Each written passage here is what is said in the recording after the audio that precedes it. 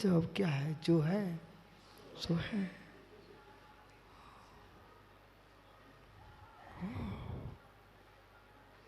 जैन विराज सप्पम, जो सबको जानते हैं। सो तेण शोक होती, वे शोक को प्राप्त होते हैं यदि तम जान दी भवियो। आहा, इतनी सी लाइन बोलने के लिए मैं इतनी देर लगा रहा हूं। सुना? कितने 7 चक्कर कितनी देर में लग गए? 7 फेरे के लिए ज्ञानी ढोचरा कितनी ताकत लगाना पड़ेगी? 7 फेरे, और फिर क्या बैठ गए। जब 7 फेरे के लिए इतनी तैयारी आपको करना पड़ती है, तो यहां क्या लिख रहे हैं? इतनी सी बात कहने के लिए इतनी देर में क्यों लगा रहा था? क्योंकि 7 फेरे तुम्हारे जीवन का निर्णय है। ऐसी गाथा कह रही है, तुम्हारे संसार के अंत का निर्णय कराने वाली गाथा है। ये जीव अरहंत परमात्मा, सिद्ध परमात्मा, सबको देखन जानन हारे हैं, परम सुख स्वरूप हैं। ऐसे प्रशंसा करने वाला भव्य जीव ही होगा। अभव्य जीव भगवान की प्रशंसा नहीं कर पाता। बीतरागी प्रकाश भैया, बीतरागी दिगंबर मुनियों की प्रशंसा करने के लिए प्रशंसनीय परिणाम चाहिए, और जिनके पास प्रशंसनीय परिणाम नहीं है, भोला भी मुनियों की प्रशंसा नहीं कर पाएंगे। 24 घंटे में कुछ ना कुछ क्रोधते रहेंगे, दोष देखते रहेंगे। वो ज्ञानी जीव 2 प्रकार के जीव हैं। पन्ना में मैं बहुत रहा हूं, चातुर्मास करके आया हूं, पंचकर्म कराए, बहुत विधान बहुत की, पर मैं क्या देखता था वहाँ? सुबह से बड़े मंदिर दर्शन करने जाएं, रास्ते में कई खंतियाँ, नदी, झाड़ियाँ, बगीचे, बहुत कुछ मिलते थे। पर ऐसे भी स्थान मिलते थे जहाँ बुढ़ी अम्मा ऐसे पर्वत की चट्टान के नीचे से मिट्टी क्रोद रही हैं। क्यों क्रोद रही हैं? घर के द्वारे पोतने हैं, लीपने हैं। तो कुछ ऐसे भी लोग हैं, लोटा लेके जाते हैं, खाली नहीं आते, वो मिट्टी भर लाएंगे वहाँ से। ये तो आपको आदत है ना प्रकाश भैया। ओह, क्या कर सकते हैं, जीव का राग परिग्रह भाव। अब देखना, जहाँ वे मिट्टी निकाल रहे थे, वहीं थोड़ी दूर चट्टान पर लोग हीरे निकाल रहे हैं। कहाँ पर? पन्ना की बात कर रहा हूँ। कुछ लोग बेचारे लोटे मारने के लिए मात्र मिट्टी निकाल रहे हैं, और वहीं पर दूसरे लोग बड़े बड़े सेठ खड़े हुए हैं, मजदूरों से हीरे निकलवा रहे हैं। बस ज्ञानी, यही समझना आपको, एक जीव गरीब मात्र इतनी मिट्टी निकाल रहा वहां से कि अपनी सोच का लोटा मांझ लूं, और एक व्यक्ति वहीं उसी चट्टान के नीचे से हीरे निकाल रहा है। बस ज्ञानी, एक जी विपिन सागर जी इसी समय में भोगों की मिट्टी, भोगों के बर्तन को मांजने के समान, जूठी थाली मांजने के समान मिट्टी निकाल रहा है। जूठे गंदे लोटे को समान मांजने के लिए मिट्टी निकाल रहा है। ऐसे जो साधक अपना समय व्यर्थ के प्रपंच में नष्ट कर रहा है, वो गंदे लोटे को मांजने के लिए मिट्टी निकाल रहा है। और एक भव्य योगी ज्ञानी रत्नात्रय की पूर्णता के लिए आगम के श्रुत के पठन पाठ में तल्लीन है, वो हीरा निकाल रहा है।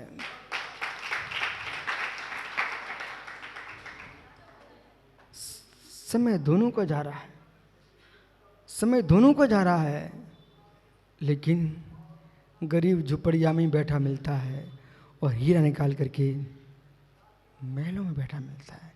सिद्ध स्लाब पर बैठना है, मोक्ष महल में बैठना है, तो समय का उपयोग करना सीखो। न अपना समय बर्बाद करो, न दूसरे का समय बर्बाद करो। अभव्य सत्व सद्धेदी, गाता क्या करिए? अभव्य सत्व सद्धेदी, ओके, प्रतिकूल जो हेतु हैं उनका अभाव हो जाए, इसका नाम सुख है। समझ में कुछ आया? नहीं आया? स्वभाव के प्रतिकूल जो हेतु हैं, क्षमा स्वभाव है, बोला क्रोध कर रहे हो, स्वभाव की प्रतिकूल है, उसका अभाव करो। जो क्षमाशील को आनंद है वो क्रोधी को नहीं है। जो आर्जव धर्म में आनंद है वो मायावी को नहीं है। जो मार्दव धर्म में आनंद है वो अहंकारी को नहीं है। जो सोच धर्म में आनंद है वो लोभी को नहीं है। ऐसे जो ब्रह्म का आनंद है वो व्यभिचारी को नहीं है। परम सौख्य, परम सौख्य, ऐसे परम सुख के प्रतिकूल जो हेतु हैं उनका अभाव जहांपन है उसका नाम परम सौख्य है। आहा, ये सुख है। आत्मनो ही दृश्य, तेरा नाम लिखा है यहां पर, आत्मनो ही दृश्य ज्ञप्ति स्वभाव। आत्मा का दृश्य देखना, ज्ञप्ति जानना, ये सहज स्वभाव है। यानी मुस्कुरा गया, ये सहज स्वभाव है। आत्मा का देखना जानना ये सहज स्वभाव है। तयोर विषय प्रतिबंध प्रतिकूलत्वम, उसके विषय को प्रतिबंध करने का प्रतिकूल। मोक्षे खलु आत्मा सर्वम विजानता, मोक्ष में निश्चय से सभी को जानता हुआ, पश्यता और देखता हुआ, तद्भाव ततस् हेतु कस्य अनाकुल लक्षण से, उसका हेतु से अनाकुलित लक्षण परम सुखस्य, ऐसा परम सुख मोक्ष अनुभूति अचलितम अस्ति, मोक्ष की अनुभूति में अचलित ठहरता हुआ। एतत् हेतु भाव तो बिनाते, जो भाव पूरक जानता है, देखता है, जहाँ रुकावट का अभाव है, इसलिए उसका अभाव, जिसका कारण ऐसे अनाकुत लक्षण परमा सुख की मोक्ष में अचलित अनुभूति होती है। मोक्ष में अचलित अनुभूति होती है। यहाँ तक मोक्ष की प्रशंसा। अब क्या कह रहे हैं? ऐसी मोक्ष में जो अचलित मतलब चलयमान नहीं होने वाली, अचलित ऐसी अनुभूति होती है, उस अनुभूति के लिए ततस् एव मोक्ष मार्ग अर्हा, ऐसे मोक्ष मार्ग में ही समर्थ है। तद इदम भव्या, कौन? एतद भाव्या वृद्ध श्रद्धाते तद सुख मार्ग अर्हा, ऐसे परम सौख्य जो मोक्ष सुख है, उस मोक्ष सुख में श्रद्धा करने में समर्थवान को ये, उसका नाम भव्य ही है। ये विति क्या कह रहे हैं भैया? जैसे कि अनुज यानी नागपुर, जैसे कोई पुरुष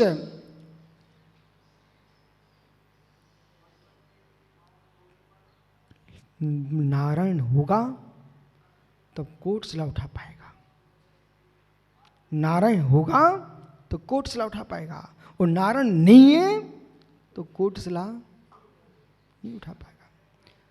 कोट सिला उठाने की सामर्थ्य नारायण के अंदर है।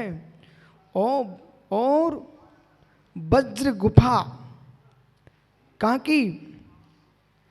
विजयार्थ पर्वत की वज्र गुफा को भेद करके प्रवेश करने की सामर्थ्य चक्रवर्ती के अंदर है, सबके पास नहीं है। ऐसे बेटा सच्चे देव सा गुरु सिद्धरंत परमात्मा के पाद मूल में सिद्धों के सुख पर श्रद्धान करने की सामर्थ्य भव्य के पास है, भव्य के पास नहीं है।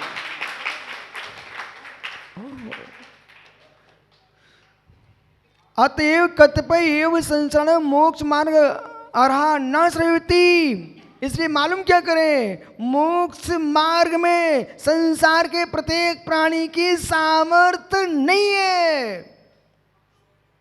ये सूत्र कह रहा है, मोक्ष मार्ग में संसार के प्रत्येक जीव की सामर्थ्य नहीं है। कतिपय एवं संसार मोक्ष मार्ग अर्हा न सर्वविति, कतिपय जीवों की ही, यानी संसार में कितने प्राणी हैं? पर यहां कितने बैठे हुए हैं? कितने से बैठे हैं? विश्व में कितनी जनसंख्या है? जैनियों की संख्या कितनी है? फिर जैनी कितने हैं? तत्व को समझने वाले कितने हैं? घर में बैठे गप्पे लड़ा सकते हैं, कमरों में बैठे बातें कर सकते हैं, लेकिन जिनवाणी सुनने के परिणाम नहीं हो सकते। क्या कर सकते हैं? उन पर भी करुणा को रखना है। क्यों? विचारों में सामर्थ्य नहीं है। विचारों में सामर्थ्य नहीं है। जो सामर्थ्यवान है वे ही तत्व को सुन पाएंगे। ओहो, इसलिए अस्त यस्य स्वभाव सुखे श्रद्धा मस्ति, जिसके स्वभाव सुख में श्रद्धा है सैव सम्यक दृष्टि भवति प्रतिपाति, उसको कहते हैं। जेड़ भाव जीवा करता है लोकालोक प्रकाश केवल ज्ञानी ना, लोकालोक को प्रकाश करने वाला केवल ज्ञान के द्वारा बीजानाति विशेषण विशेष संशय विपर्य अनद्वसाय रहितत्व न जानाति प्रचत्ति, संशय विपर्य से अनद्वसाय से रहित जानते हैं, देखते हैं। किम सर्वम जगत्त्रय कालत्रयवर्ती वस्तु कदम कम, आहा, जगत्त्रय कालत्रयवर्ती संपूर्ण वस्तु समूह को न केवलम जानाति, मां जानती नहीं है, पृथ्वी एवं लोकालोक प्रकाशकत्वेन, लोकालोक प्रकाशक केवल दर्शनेन सत्तावलोकनेन पश्यति, केवल दर्शन के द्वारा सत्तावलोकन रूप से देखते भी हैं। शोक अनुभूति सजीवस्ते ने केवल ज्ञान दर्शन द्वैन अर्थम, केवल ज्ञान द्वैत द्वारा अनवरत ताभ्याम भिन्नम सुखम अनुभूति, ताभ्याम अभिन्नम सुखम अनुभूति, उसे अभिन्न सुख को वेत्ते चा इति जानती भवियो इति पूर्वोक्त प्रकार अनंत सुखम जानती उपादेय रूपेण श्रद्धाति, जानते सुखा उपादेय रूप से किसको? श्रद्धाति, उपादेय रूप श्रद्धान के सुखीय स्वकीय गुणस्थान अनुसार अनुभूति चा, अपनी अपनी गुणस्थान क्रम से वेदन करते हैं। सुनो ये तीन सागर जी जिस स्थान पर है हम नहीं पहुंच पाए 12वें 13वें 14वें गुणस्थान में, आज 6वें 7वें तो पंचम काल का जीव हिडोले लेता ही है। अपन को हर पल में हर क्षण में उसकी अनुभूति लेना चाहिए। गुणस्थान अनुसार भवती, गुणस्थान क्रम से साका, जो अपने अपने गुणस्थान क्रम से देखना, एक स्वयं के गुणस्थान क्रम की अनुभूति, दूसरी अब से भगवान के प्रति श्रद्धा भी गुणस्थान क्रम से होती है। ये विषय पकड़ना चाहिए। जितना ज्ञानी होगा, श्रद्धावान होगा, चारित्रवान होगा, विश्वास उतना गहरा होगा, दिखावा कम होगा। कैसे पंडित जी? आत्मा स्वभाव तभी समझ में आएगा कि भिन्न है। केले में जब जैसे जैसे आप वैशाली में देखा है, जब फूल बड़ा होता है तो फल छोटे होते हैं, जब फल बड़ा होता है तो फूल छोटे हो जाते हैं। बस अभी रुको, गिराना थोड़ी देर से। फूल बढ़ते हैं, तुरंत गिरा दोगे तो फिर फल नहीं नष्ट हो जाएंगे। हाँ, तो वैशाली में देखा आपने, भी देखा बेटा, फल जैसे जैसे बढ़ते हैं फूल छोटा जाता है, और फल परिपूर्ण हो जाते हैं फूल टपक जाता है। अब यहाँ विषय पकड़ना, जैसे जैसे जैसे जैसे फल बड़ा होता है फूल टपकने लगते हैं, ऐसे गहरी श्रद्धा होती है ना तो आडंबर टपकने लगते हैं। जितनी आडंबर में धर्म देख रहे हैं उनका आडंबर में श्रद्धा ज़्यादा है, फल कम है। और जैसे ही फल खाने का समय आता है तो छिलका हट जाता है। ऐसी स्वानुभूति का परम आनंद होता है तो कर्म के छिलके हट जाते हैं, इस अपेय सिद्धि का स्वरूप प्रकट हो जाता है। इसलिए टप का अभी तो बहुत समय है। भव्या अभव्यो शंतो न सद्यति, अभव जीवो न श्रद्धाति, अभव जीव श्रद्धा नहीं करता। मिथ्यातादि सब प्रकृति नाम यथा संभव चारित मुष्य, मिथ्यातादि सात प्रकृति यथा संभव चारित मुनि कर्म का उपशमन 6 में सती 6 होने पर स्वकीय स्वकीय गुणस्थान अनुसार यद्यपि अपने अपने गुणस्थान के क्रम से अनुसार से यद्यपि हे बुद्धिया विषय सुख होती, हे बुद्धि से सुख को वेदता। ध्यान दीजिए, ध्यान दीजिए। सम्यक दृष्टि जी प्रभास, यहाँ विषय पकड़ना, प्रभास भी है विषय पकड़ना, प्रभास भी है विषय पकड़ना। एक मिथ्या दृष्टि जीव भी संसार का सुख भोगता है, आनंद लेके भोगता है, और एक सम्यक दृष्टि सुख भोगता है, बेचारा झेल नहीं पा रहा विषय कसाय को, इसलिए भोग रहा है, परंतु हे बुद्धि से मजबूरी में। ओहो था संभव विषय होती भव जीवा, भव जीव। तथापि निशुद्धात्म भावन उत्पन्न अतीन्द्रिय को यदि उपाधि मनन्ते, लेकिन फिर भी वो क्या मानता है? निशुद्धात्म भावन उत्पन्न अतीन्द्रिय ही उपाधि है मनते, न च अभव्या। अभव्य ऐसा नहीं मानता, भव्य ही मानता है। कस्माय चेत पूर्वक दर्शन चार्थ मुनि उपसमय धम न संभूति, क्योंकि अभव्य जीव के दर्शन मुनि चार्थ मुनि कर्म का क्षय सम कुछ भी होता नहीं है। तथा इससे अभव्यति भावता, इसलिए वो अभव्य है। अभव्य क्यों है? उसके दर्शन मुनि कर्म का क्षय सम कुछ भी होता नहीं है, इसलिए अभव्य है। एवं भव्य अभव्य स्वरूपम कथन मुख्यतः सप्तम इसलिए गाथा गता, भव्य भव्य के स्वरूप की कथन करने वाली गाथा 7वें स्थल में समाप्त हुई। आगे जो है कल फिर आओगे। भव्य जीव इंद्रिय सुख में आनंद लेता है बुद्धि से, वो अभव्य जीव आनंद लेता उपाधि दृष्टि से, उसको उसमें उपाधि पना है। धंसनान चरिताड़ी मोकमगोत सौदवाड़ी साधुईदि बढ़दम तेयुम दुबंधु मोक्षोभा।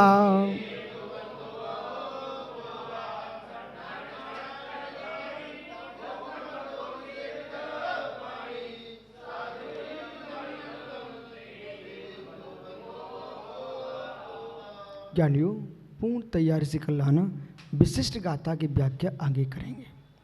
आत्मा स्वभावम परिभाव भिन्नम, आत्मा स्वभावम परिभाव।